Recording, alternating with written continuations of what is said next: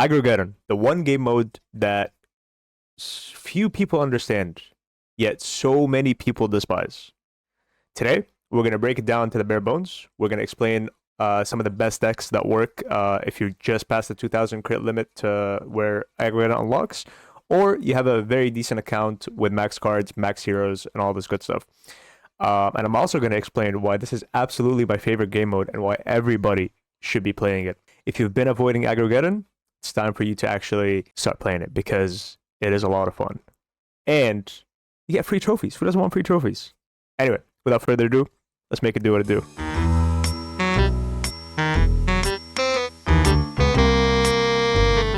So with this first game, I'm not going to explain the deck. What I'm going to do is I'm going to explain to you how Aggrogeddon actually works. So that way you go into it understanding what you need to be doing. And it will give you an idea about what decks you can play and how to set up a proper deck. It's going to be something for you to think about, but it's going to be a good baseline for you to start. So what you want to do is right off the rip, just place everything. In my case, because I have Summoner, I want to continuously merge my Summoner for the first maybe 10-15 seconds. Because what that does is fills up my board and guarantees that I don't waste my mana. And the biggest thing that you need to keep in mind is that anytime you get hit with a negative effect like what we just did with Shaman, you merge it right away. And anytime you have a spell, you click it right away. This is not, oh, I'm going to wait for the perfect moment type thing. No, you need to just hit it right away. And I kind of got a little bit unlucky with my merges. I never got a high tier Boreas, which was my only attack unit. So that's fine.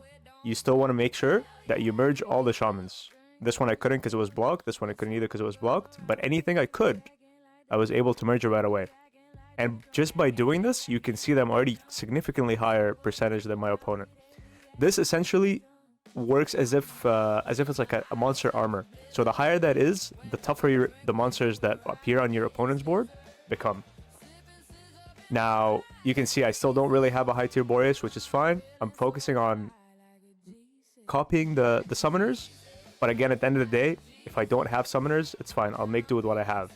Right here, I have this tier 4. I don't think I saw it when I was playing the game. But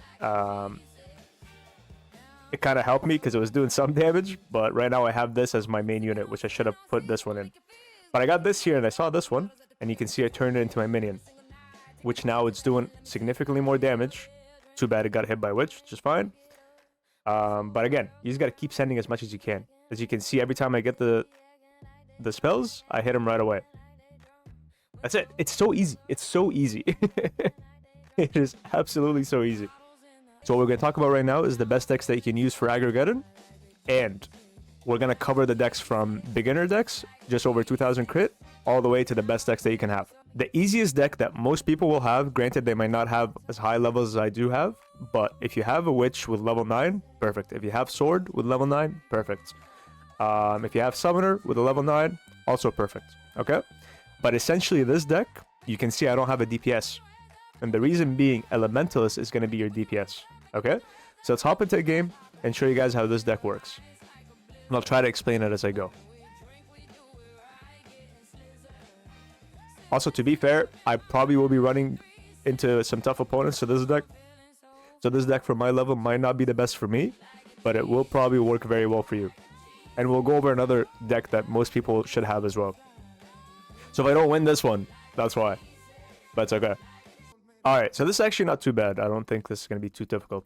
But essentially, same concept.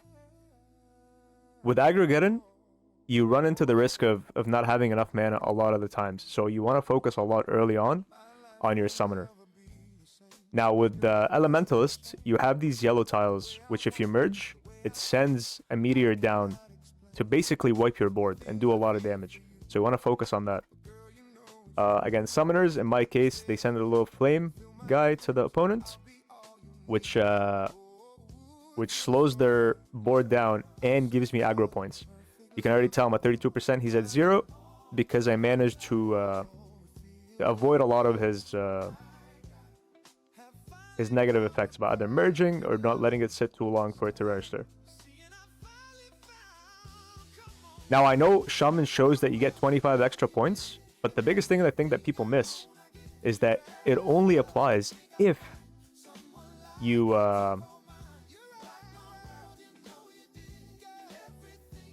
Sorry, give me 1 second, guys. But it only applies if that shaman actually downgrades. Otherwise, it doesn't count. So a lot of these, they're just completely useless. And they don't do anything to me. Or for the opponent either. Look at this.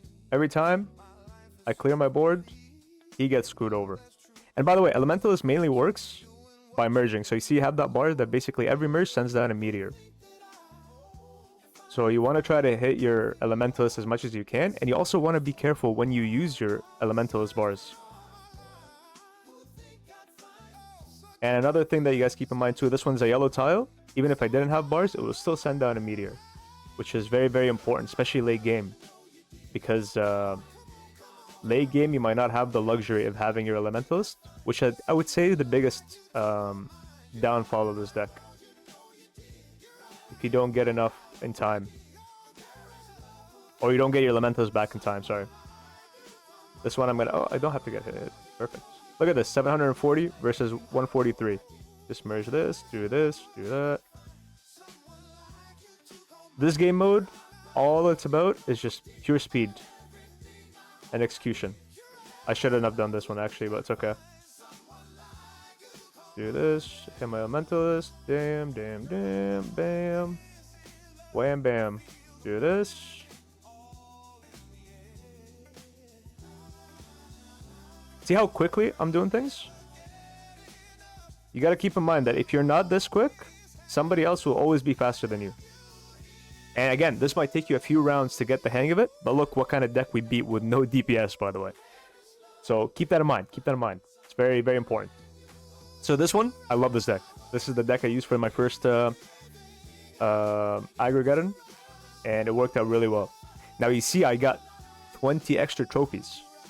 The beauty of this game mode is that I'm pretty sure it's every week or I can't remember exactly how often this game mode comes in, but every few days, let's call it, the event comes up and you get a chance to get 20 trophies per game, up to 5 games per day the event is running. And I think it runs for 5 days, which means that you get an extra 500 trophies every week, let's call it. Let's just say every week. If there is 4 events in the season, that's an extra 2,000 trophies that you didn't have before. 500 per event times 4, that's 2,000. If it's 3 events and I did the math wrong, then it's 1,500 trophies, which is huge, especially considering you don't lose trophies if you lose a game here. That's why everybody should be playing this. Anyway, moving on. This was the first deck. 100% recommend. Great deck if you don't have Necro and Boreas. Okay, let's move on to the second deck. This one is a hit or miss for me. It's good, but I don't really like it. But I know a lot of people have some good success with it. But let's hop into the game, show you guys how this deck works. These are the talents that I have for Rogue. Select Spikes, Smoke Bomb, Double Blow. And I always have Enhanced Summoning for these kind of decks. Because it's easier to avoid Shamans and just not get stuck, okay? Curse of Spirits is important because it reduces their mana. Wrath of the Ancestors is good because it sends that little flame particle and it gives you an extra 2 times, or 2 points. Now Sword, love this unit. I always use Approving Glance unless it's the Elementalist deck because I don't have a DPS, so it doesn't really matter. But Awakening to send the red orbs, Inevitable Exhaustion, very good. And then Approving Glance if I have a DPS in the unit. Now, let's get into the game. And again, all the games are going to look very similar. It doesn't matter what deck you play, because the biggest thing that you guys have to keep in mind is that whatever you do, you have to be very quick and consistently sending your opponent negative effects. Now, during this game, I'm going to go into a couple of things that you keep in mind, because if you're consistently sending the same negative effect to your opponent, you're not going to get points. Okay, and I'll explain that a little bit more during this game. That's a good deck. He's using a very similar deck to mine, so let's just see how this goes. Again, I've only played this deck a few times, so I might not be very good with it, so there's a very high chance I lose, but it's okay.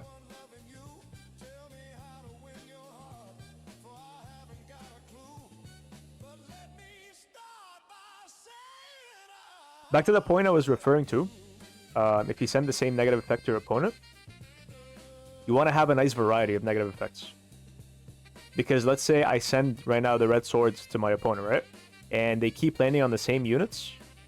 If the unit is already affected, it doesn't count. So you need to have a variety. Maybe witch now, and then the sword after. Just depends on what you have. But try to copy your units with that in mind, so you have the best chance.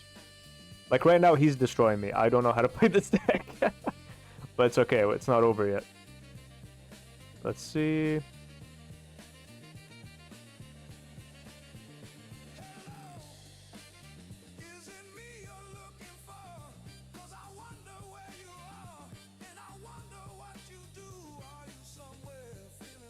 Kind of cooked a little bit here. It's okay though.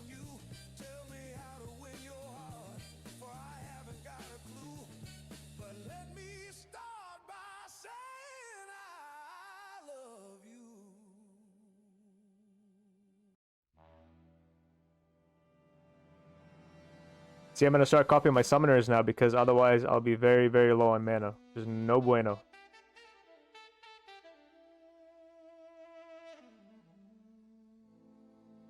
Let's get this high level.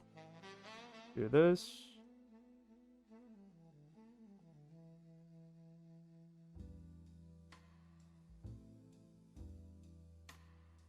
Actually, even if I'm not playing this well, the opponent is using a very similar deck. So you guys can, if I do end up losing this game, just rewatch this part and look at what he's doing. So that kind of actually works out pretty good.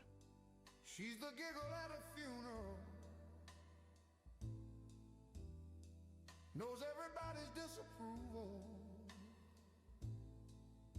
I should have worshipped her sooner. If the heavens ever did speak. Oh, I copied the wrong unit. Okay. Sundays getting more bleak. A fresh poison each week. We were born sick. You heard them say it.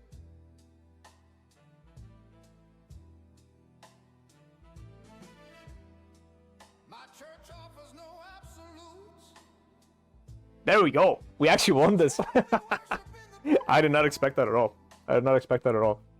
So that's a good start. But see, this is not the ideal deck because you don't get a lot of spells. You don't send enough negative effects to your opponent to gather as many spells as you can. Like basically take advantage of every game, right? So good deck. I would rate this one maybe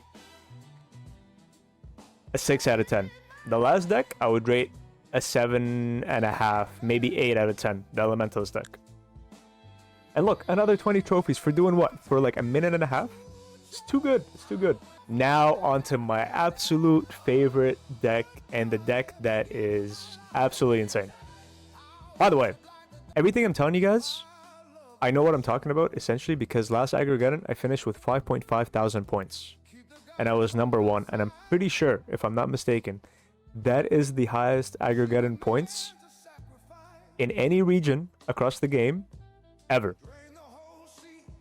And I did this with basically 10 hearts. I only played for 2 days. I didn't play the full 5 days. So this is going to be the ultimate guide for Aggrogeddon, essentially, is what I'm trying to say.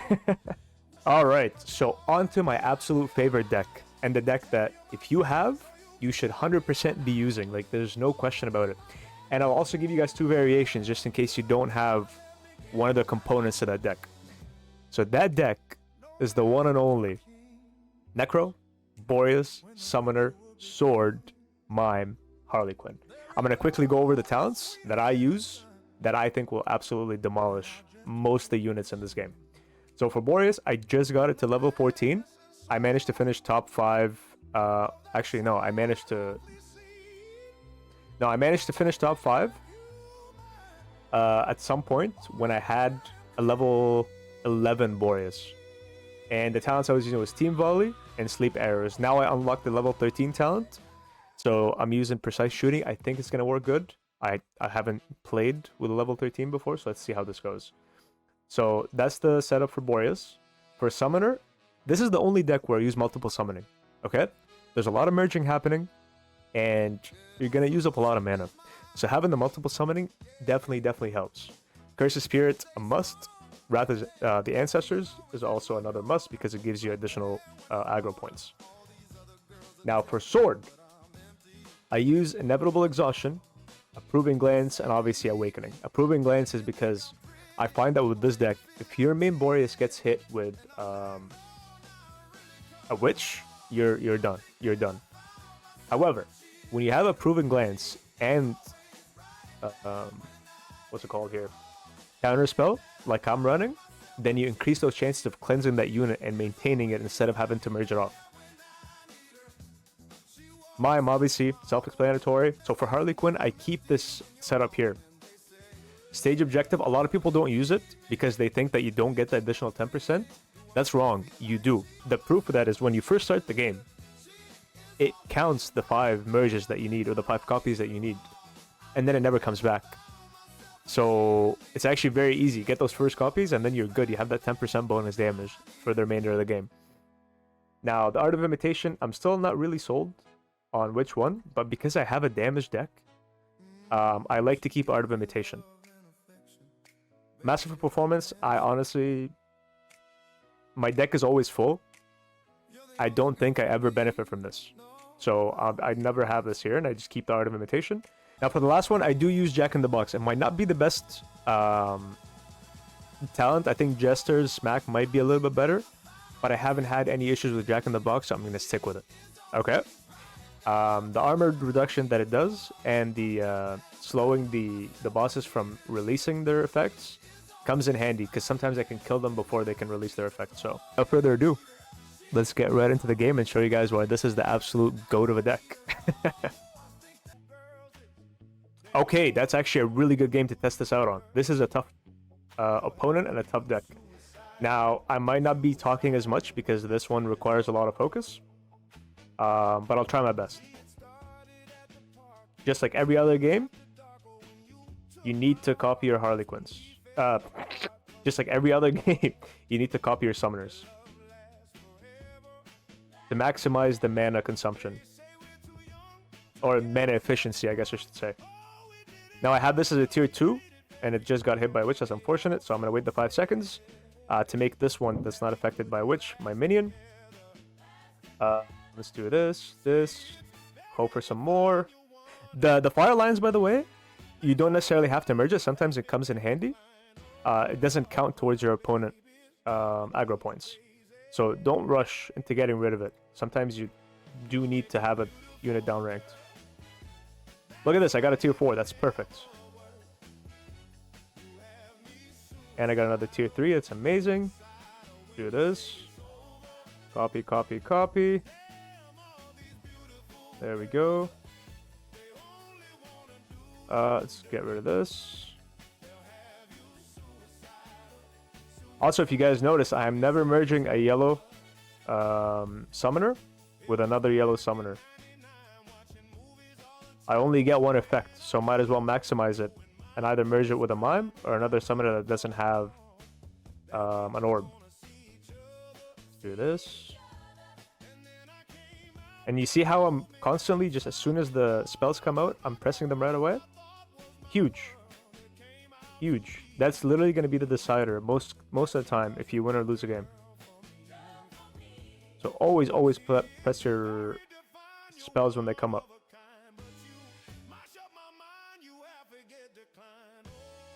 With Necro, always want to constantly press Necro. Also a non-negotiable.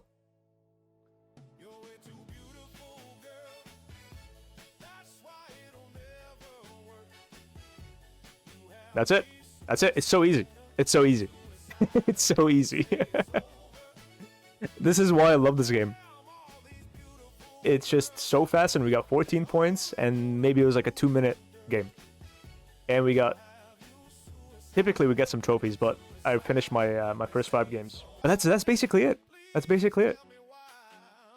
And another variation of this deck, if you don't have Necro, is just to use the exact same thing with Mermaid. Maybe drop Witch for Mime, just to allow you to have more flexibility when it comes to merging. But either one works. This gives you more aggro points. Mime helps you with flexibility and not getting stuck. But either way, these are the decks. Now, if you've stuck around this long and you've learned a thing or two about Aggrogeddon, I would appreciate it if you hit the subscribe button, because I'm going to be making a lot more content about this game. I'm going to have a whole catalog for those who want to learn more about the game and all the ins and outs and how to grow your account efficiently. And also, if you don't know, I do have a code right here, right below, right here. It's T and 4 E's. And if you go use that in the MY.GAMES Market, you get an extra 10%, and I get a little bit as well to help support the channel and continue putting these videos up for you guys. And the link for that is going to be in the description. If you use the link as it is, you don't have to worry about putting in the code. It'll do it for you automatically. But the video is not done yet. I'm just going to play a few more games, try to get some more points. Hopefully you guys enjoy the next few games, and maybe you learn a thing or two. And if you guys have any suggestions, by the way, if you have a deck that I haven't covered, put it down in the comments. I'd love to hear what you guys think. But yeah, without further ado, again, let's make it do what it do.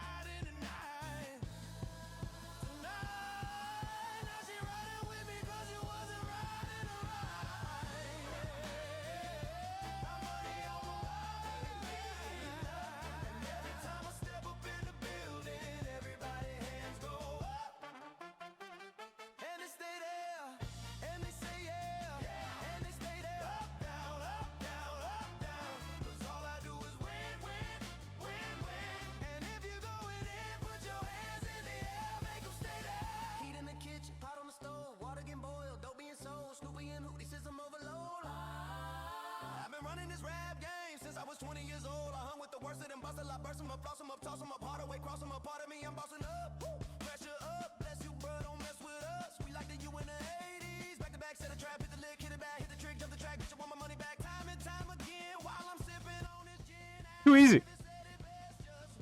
I love this game mode. 16, perfect. By the way, we just tested 5 different decks so far and we haven't lost a single game. Just to prove a point, I know a thing or two about what I'm talking about when it comes to aggro. So, yeah.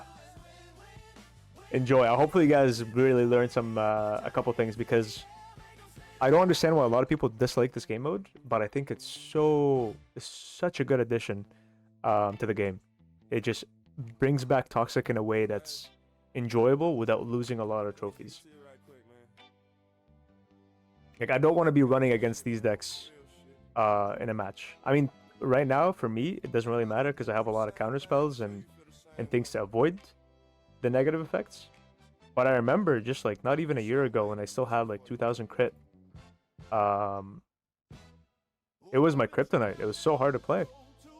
And that's back when Toxic was a lot more consistent in the game, I should say.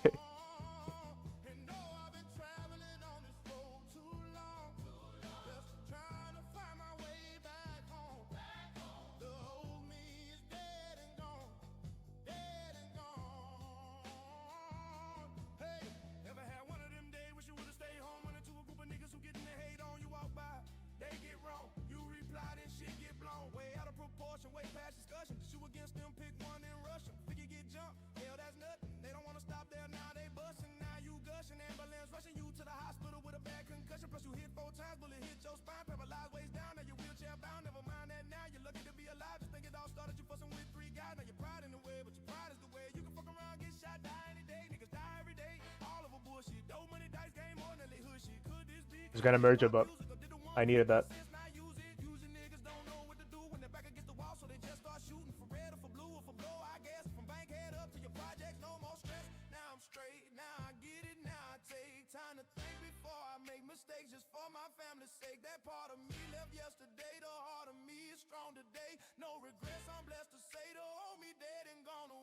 I did merge 2 yellow ones, but honestly, sometimes the value of moving your board around is worth more than keeping a summoner. Again, you just need to keep the basics in mind, and as long as you do these things accordingly, the game is very flexible. So many things you can do, so many different ways you can play. I know this game is very known for being pay to win, but honestly, I think skills beats the credit card every single time. I wish I was filming last event. I was playing this deck with a 58 Necro level, I think it was a level 11 Boreas, and I went up against the exact same deck. He had 100 Necro, max Boreas, and a fully maxed out deck, and I still managed to beat him. So if that isn't proof that skill beats the credit card, I don't know what is. Granted, in the higher level gameplay, credit card will most likely win if the person still has a little bit of skill, but I was on the leaderboard with Blade Dancer and 3300 crit, so that's before I spent any money on this game.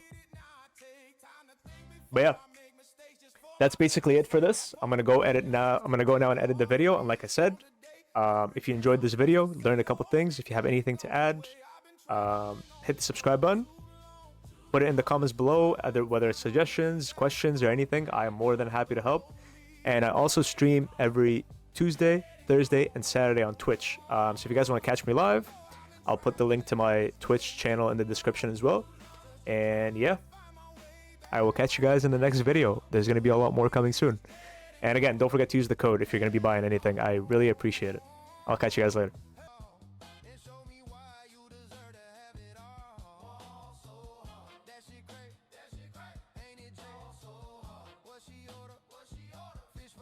Damn. People see the Necroboreas and just forfeit.